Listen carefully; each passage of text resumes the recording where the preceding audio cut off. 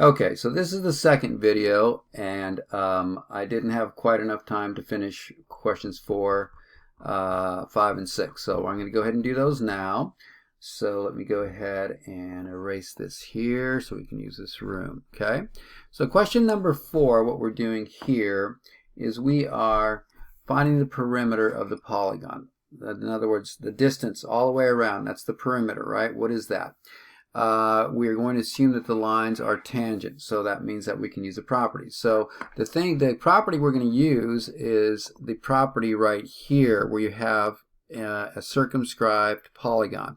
And if you remember, the lines of tangency from the point of tangency from E and D to the common point where they intersect at B, those lines are congruent. So these are congruent. EC is congruent to that, and this is congruent to that. So that's the kind of question that we have here. So that means that, let's do it by color. So that means this one here is going to be congruent to that. This one is going to be congruent to that. And this one here is going to be congruent to that. Okay?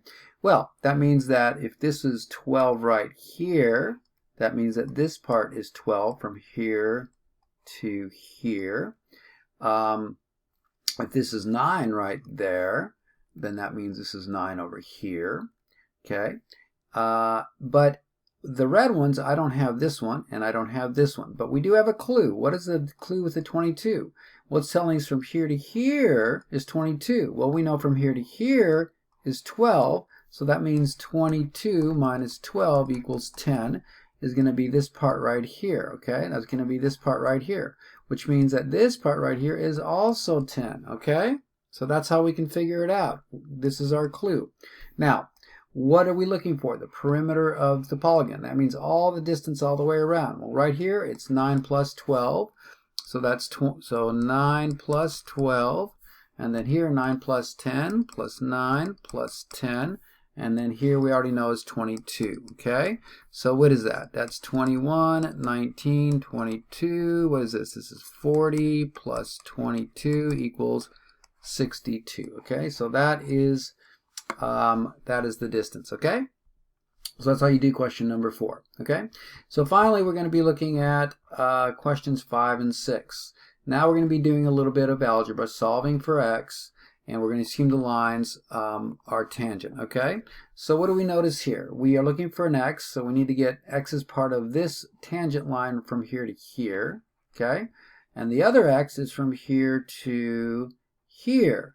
Well, what do we remember about it? Well, this point here where they cross right there, if these are both tangent lines, then that means this is equal to this line, right?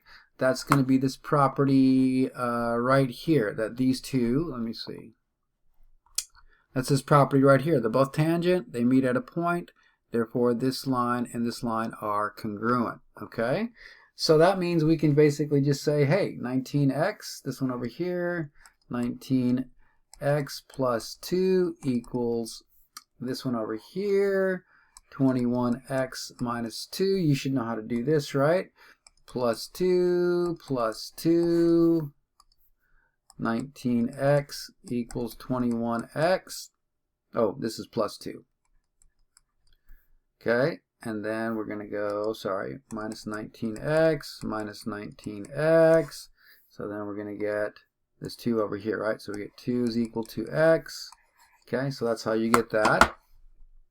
Okay, if you think you understand it, you can try number 6 and then pause the video and come back. Okay, but basically it's the same thing.